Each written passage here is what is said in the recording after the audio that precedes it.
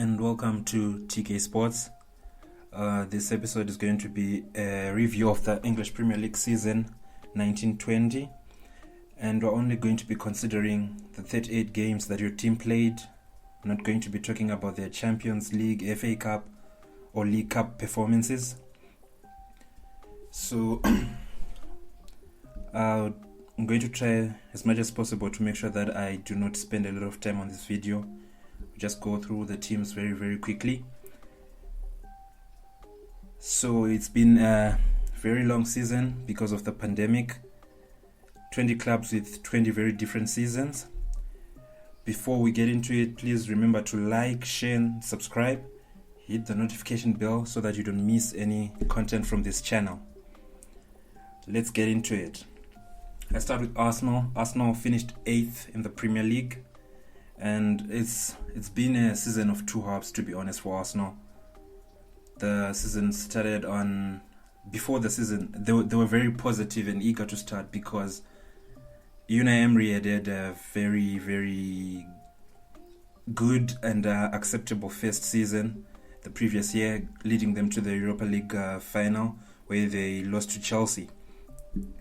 But as the season went on with Unai Emery, what I realized from Arsenal was a disconnect grew between the team and the fans, and it became a very toxic situation with Unai Emery, and he couldn't help himself because maybe his grasp of English and the way he communicated, you couldn't really get what he was trying to say and where he was looking to take Arsenal. So that really frustrated a lot of fans who didn't understand where the future of the club lie in wait when they were watching their favorite team, the Arsenal. So Unai Emery had to go, but from when I look at it from my point of view, Unai Emery is not a bad coach. He is actually a good coach, but I think it was just an environment that did not suit him. And the Arsenal fans didn't really warm to him this season. After a poor start, they didn't give him time. They weren't very patient with him. They just wanted him out. And the people above Unai Emery also took this as a chance to just label him as the scapegoat. So you could just take all the blame and then they could shield themselves from what was happening in the club. So Unai Emery looked bad to everyone, but I think it was kind of very harsh on him.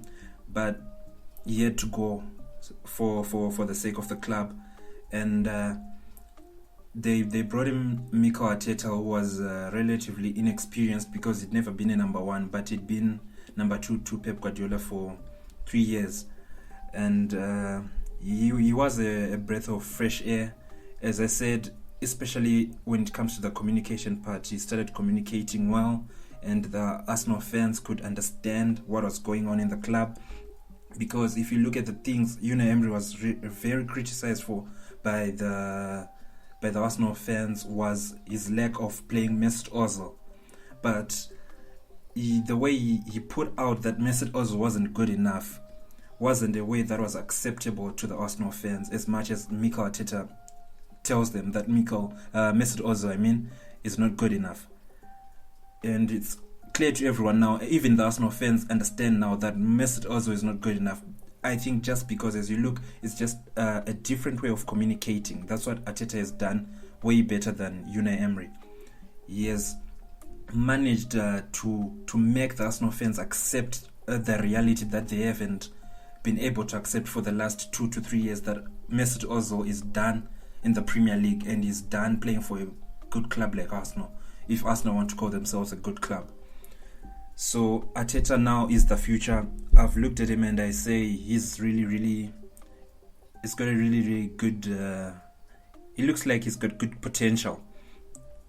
So the key for Arsenal after a pretty poor season, I have to say it's pretty poor season by their standards, Arsenal should not be coming 8th in the Premier League, is now maybe tying down Aubameyang to a new contract, because at the time of recording, Aubameyang's got a year left on his Arsenal contract, and he's really the main key to whatever they might want to to do in the future, any success they might have, Pierre-Emerick Aubameyang is going to be very, very important for Arsenal. So as a whole, Arsenal season, out of 10, I would give them a 4 out of 10. It's pretty disappointing, pretty pathetic. Mikel Arteta tried to come in and change a few things. He's changed one or two things, but they're still very, very inconsistent. Then we move on to Aston Villa. Aston Villa were 17th in their first year back in the Premier League. They only managed to survive by some extraordinary form after the lockdown, where they managed to stay in the Premier League against all odds. And most of that was down to Jack Grealish, who I think they're not going to be able to keep after this season. He's going to move on to a better team. So they would have to restructure and find a way to stay relevant without Jack Grealish. And maybe I think the only way they can do that is looking at some strikers who can give them goals, because they had Wesley and Buana Samata, who came in January, but they didn't really give them the goals that they needed. So Villa were an extremely defensive side who couldn't do anything much going forward, especially without Jack Grealish.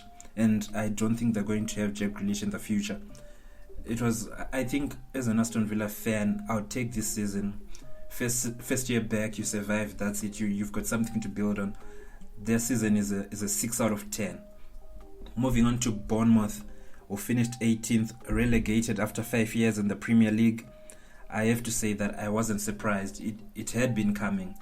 Even if you look at the previous season, the way they finished it in poor form.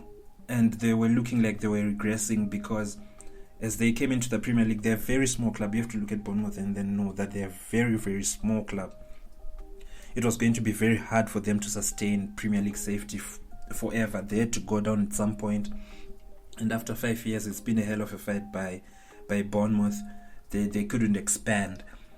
Post-lockdown form, especially when the football came back, they were really, really poor. And I get a lot of people really shielding Eddie Howe, who left by mutual consent now, is a free agent. They're shielding him and saying, making it seem as if he's got no fault. I understand people get hyped up by a lot of young British managers, and he is a young British manager, but that does not necessarily mean that he's a good manager. He is just an average manager, mid-table club manager, and he's got deficiencies, especially defensively, because when you look at the way, it's just tactical ineptitude when it comes to the defensive side of the game from Eddie Howe and Bournemouth. Because it's not like they've got just bad players in that defense. They've got a player like Nathan Ake, who has just recently signed for Manchester City, who as an individual you can see that he's an actually good player, but the defensive tactics are just not there.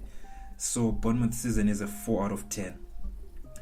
Brighton and Hove Albion were 15th. Graham Potter's first season.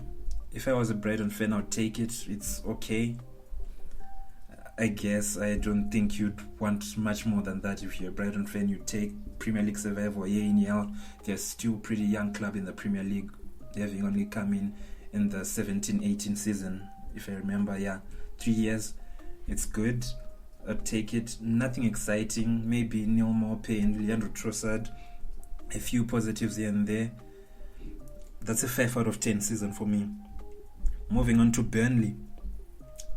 10th in the season. Pretty standard Burnley-like form. They lose a lot. They win some. They draw a few. Just make sure that they're in the Premier League every year in, year out, with Sean Dyche.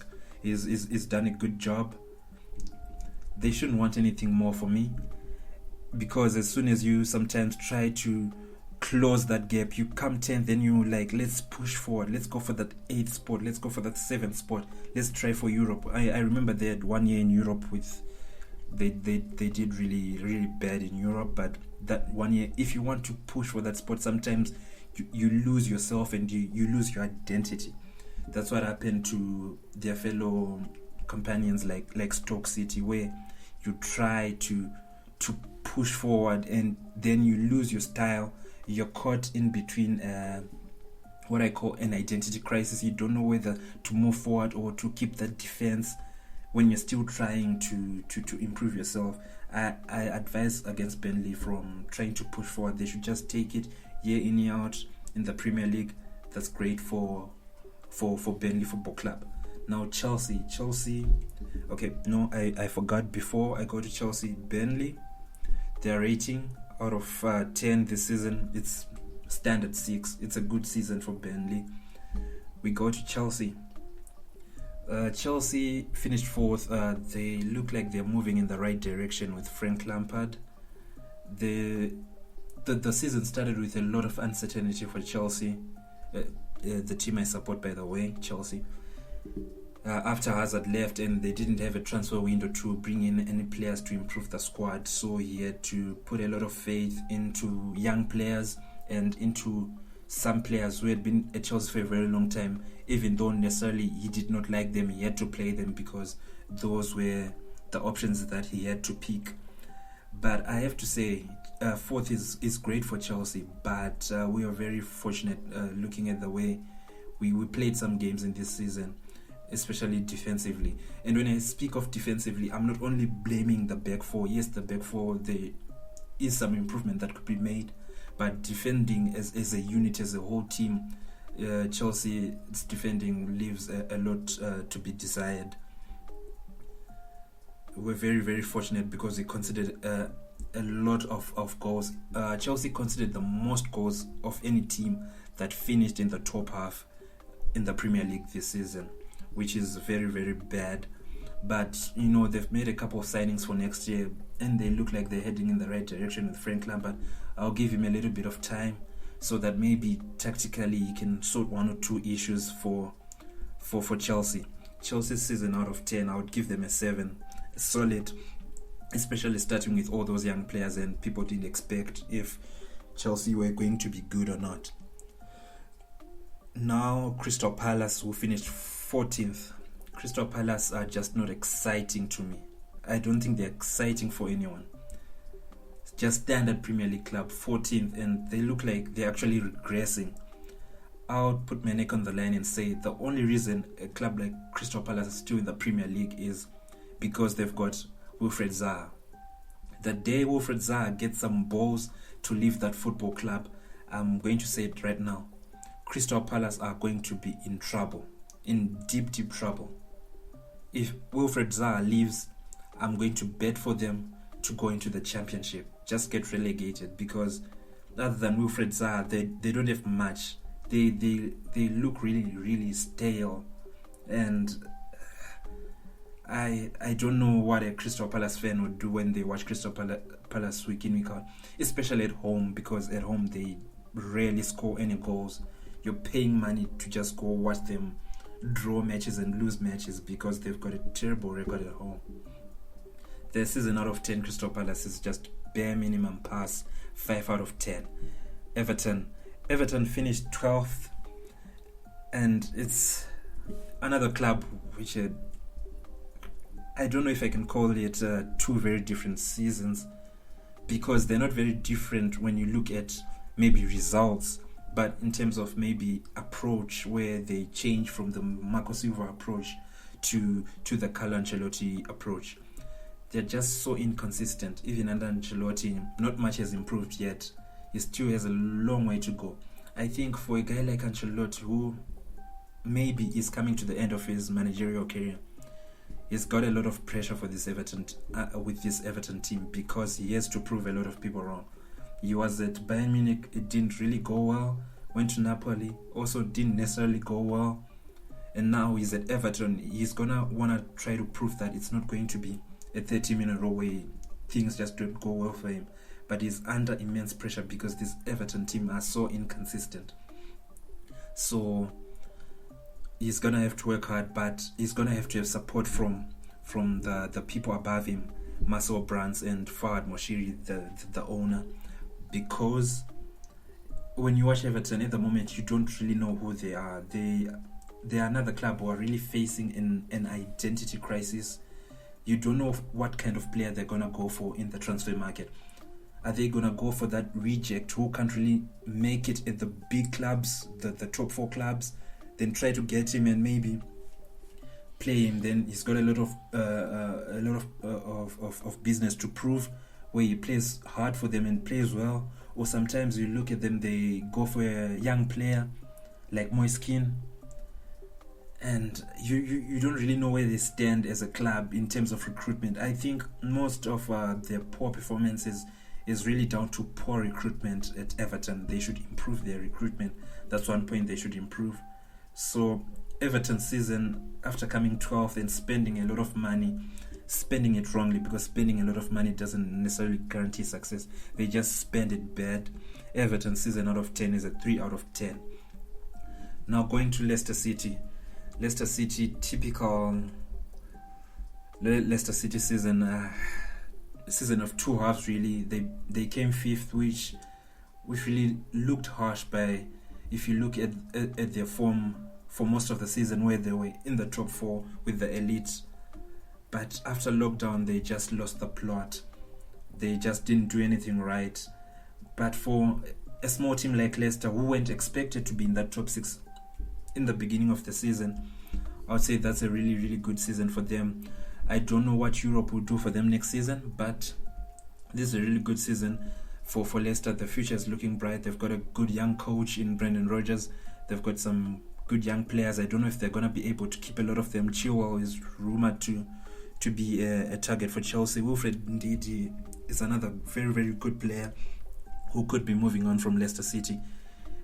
Standard, very good season for a club like Leicester. If I'm a Leicester fan, this is a really good season for me. Just a little bit disappointed because for most of the season they had you hoping that you could be in the Champions League, but this is an 8 out of 10 season. And I move on to Liverpool now, the champions first. What more can I say about Liverpool? Liverpool basically won this title in November. I had them down as champions when they beat Manchester City 3-0 at Anfield in November. They were relentless all year from start to finish. The 30-year wait is over for Liverpool.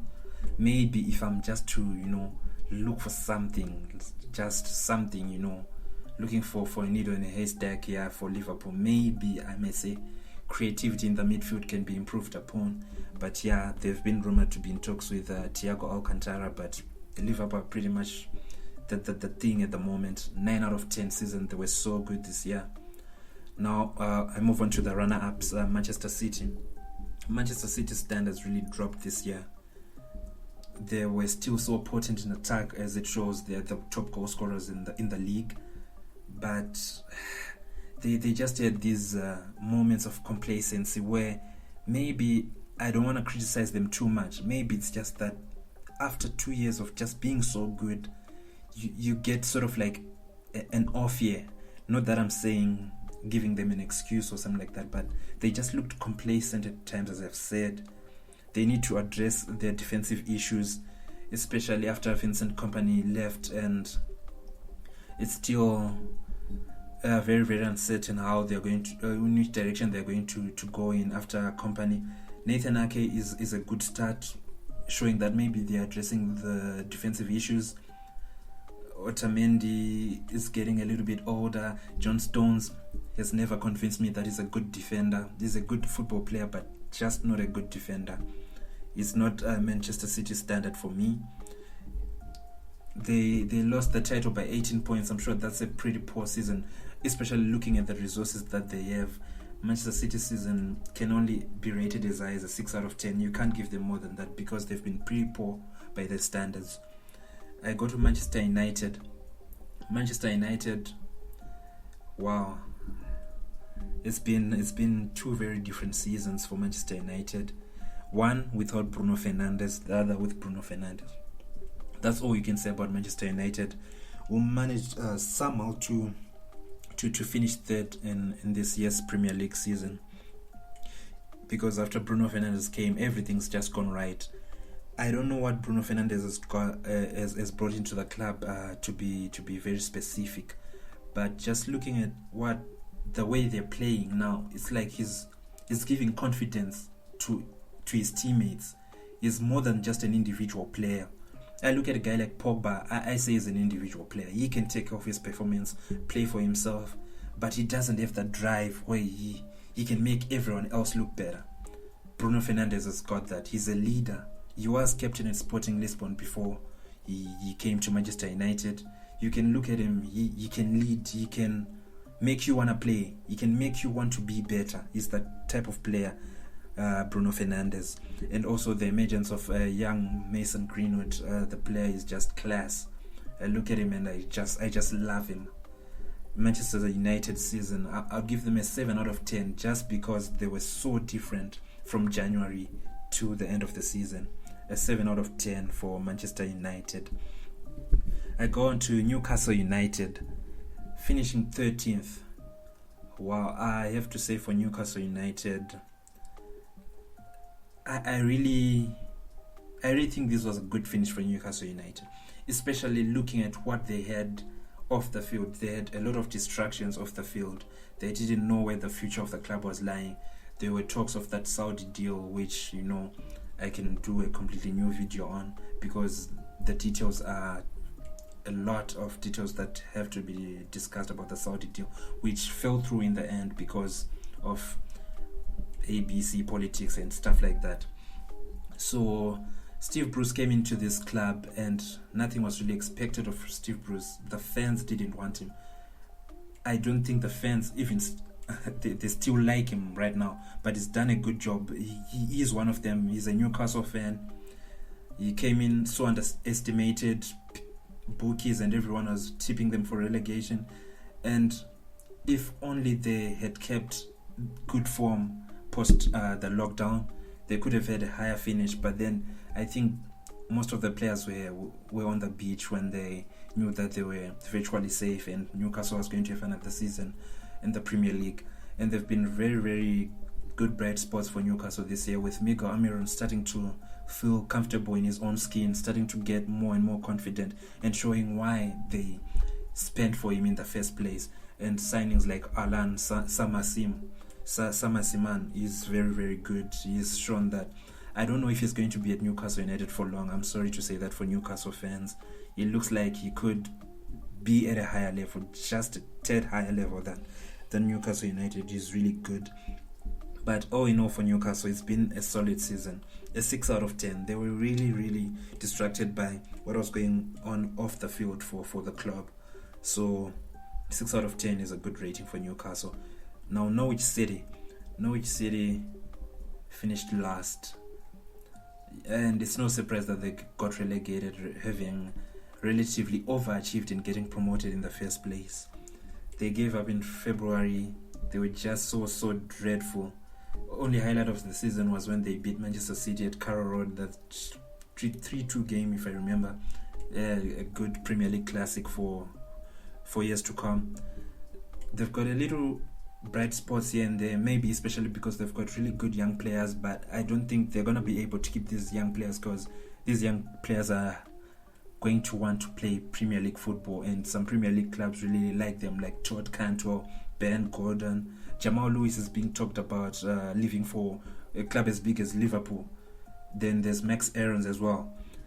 The young players are going to be touted by bigger teams, so I'm sure they're going to be playing Premier League football next year.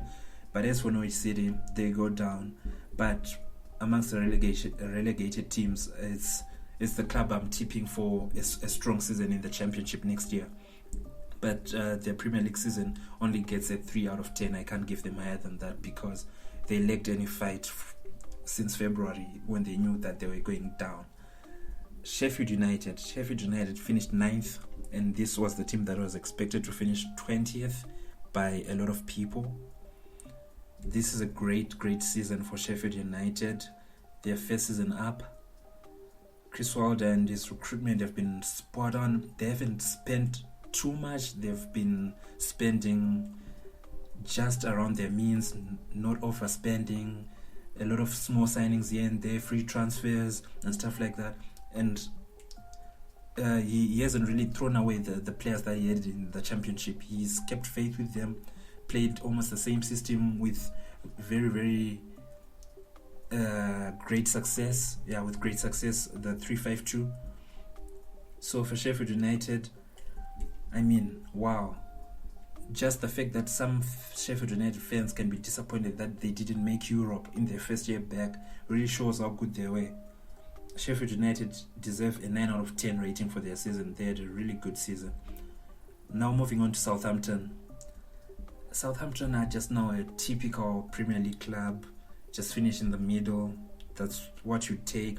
They've got a really, really good coach, in my opinion, who can be at better teams than Southampton. I don't know what he's doing at Southampton in the first place, and they've invested well in a long period, Southampton, because this is what we knew them by, getting those signings like Virgil van Dijk, Dejan Lovren, those players who you'd expect to play at a higher level, getting them for less money than spinning them after 1 or 2 years for loads of money. But they haven't done that well in a long time. The only positive I found in Southampton this year is Danny Ings coming back after so many years of struggling with injuries, getting 22 Premier League goals. That was very good. He puts himself in contention maybe for a spot in England's squad. If he keeps it up, maybe he goes to the Euros with England. Southampton's season is a standard 6 out of 10 in my opinion. I move on to Tottenham. Tottenham season started, before it started, it was all positive after the Champions League final. Pochettino had done well, but then everything just unraveled after that. The way I looked at it is Pochettino didn't want to be at Tottenham anymore. He didn't look like a manager who still wanted to work for that club, and it was very disappointing. The results were disappointing, and it looked like he didn't care that this team were losing. That's what I drew from his press conferences and his demeanor on the touchline. Jose came in November, and if you look at their form since Jose took over, it's top 4 form, but they've also been very, very inconsistent in the period. So I'm just gonna give Jose a pass here and say maybe he's still trying to find himself, still trying to find his squad. But the major question for Tottenham is gonna be Daniel Levy, who we know doesn't really like spending, Jose, who really likes spending. How are they going to make a team that maybe takes Tottenham back to the Champions League? Because this team, for me, is years away from winning the Premier League, if ever they're going to win it. Maybe I'd say to give a time period for Tottenham to win the Premier League, it's 15 years. I don't think Jose Mourinho is going to achieve the Premier League title with Tottenham. That's a dream that will never happen. They have said it. Tottenham season, since it's a season of 2 halves where they've been very disappointing, then it looked a little bit better after Jose took over. Tottenham will get a 5 out of 10 for coming 6th in the Premier League. Then I move on to Watford. If I'm to blame someone for Watford getting relegated, it's going to be the Pozo family, the owners of the club. They are the reason that Watford has gone down. I mean, 4 managers in a season, that's just a sign that there's no stability at the club. The unorthodox manner that they run this football club, which many used to praise them for because it got them to the Premier League, it finally caught up with them. That's no way to run a football club. You can't have 4 managers in a Premier League season, I'm sorry. That's just pathetic. No quality in that squad. The only bright spots at Watford were Gerard Delafeu, who got injured. Maybe might have saved them if he was fit, and Ismail Assar, who's definitely going to leave that football club. But the owners are just responsible for this football club going down. That's what I have to say. They are responsible for this football club getting relegated. It's a 4 out of 10 season for Watford for finishing 19th. They could have survived, but then they just don't have the right owners for a football club, in my opinion. People like Pozo should not be involved in football in the first place. I move on to West Ham, who finished 16th. West Ham are another very, very disappointing club. West Ham are that club that are still in the Premier League or manage to survive and really get 1 or 2 really good players once in a while, just because they're a club based in London. That's all. Nothing else. If I was someone who's advising a West Ham fan, just for your health, when I'm talking in terms of your heart and your mental health, Just lower your expectations when it comes to this club. West Ham are pathetic. Do not even dream of European football and all that stuff. David Gold and David Sullivan always promise you a bigger stadium is gonna mean you're gonna spend more and get into Europe. That's never going to happen. Please forget about it. Just support your team so that they can be in the Premier League year in, year out. That's as good as you are. You are not better than that. And your owners are not doing anything to make sure that you're better than that. So forget about Europe. Europe, it's not realistic for West Ham. It's not realistic. A 4 out of 10 season for West Ham, considering the money they've spent. And they've spent it wrongly with some of the players. Like Seb Hala doesn't look like he should be playing for a club like West Ham. And it doesn't look like he's a player you should have paid 45 million for. So West Ham is just a shambles. 4 out of 10 for West Ham. Then lastly, Wolverhampton Wanderers. This is a club that have done well in their 2 years in the Premier League. They came from the Championship, and I said it when they were in the Championship, that the players they had in the Championship were not supposed to play at Championship level in the first place. They were good players. They were very lucky, should I say, or controversially connected to Jorge Mendes, who would convince some of these very good players to come and play in the Championship. Ruben Neves was never supposed to play in the Championship in his life if it wasn't for Jorge Mendes. Players like Diogo Jota and all that stuff. Those players are good players. So it's a little bit easier for them to establish themselves as a Premier League club because they've got really good players. And they've got players who were doubted in the past as well, who are really now coming alive. Like Raul Jimenez, he had been at some good clubs like Benfica and Atletico Madrid, but it hadn't worked out for him. But he just feels so comfortable playing for this Wolverhampton Wanderers team. Then players like Adama was accused of being just a pace merchant. He's showing that he's got a lot more to his game now, just so confident. If Adama is on the ball against your team, I'm sure you worry these days because he's improved so much. And they've also got a very good coach. Nuno is a Europa League, Champions League level manager. He's managed Valencia into the top 4 before. And how they got him into the Championship, we all know. He's Jorge Mendes' first ever client, so they could get him to the Championship and pay him handsomely, and he'd accept. He wasn't worried about his reputation, he was doing it for his agent. So maybe unfairly, Wolverhampton are getting really good players because of Jorge Mendes. But I don't know how they're going to be able to sustain this, to be honest, because these players are really good and they deserve to play for bigger clubs. I don't see a player like Ruben Neves looking out of place if he plays for Manchester City. I will say this now, Ruben Neves is a better holding midfielder than Rodri at Manchester City. Ruben Neves will not look out of place if you take him and go and play him in Bayern Munich. He is that good. So Wolves, I just warn them that maybe some bigger clubs are just going to come and pluck your good players now, because these players are very good. You're very fortunate to have them in the first place. It's an 8 out of 10 season for Wolverhampton Wanderers.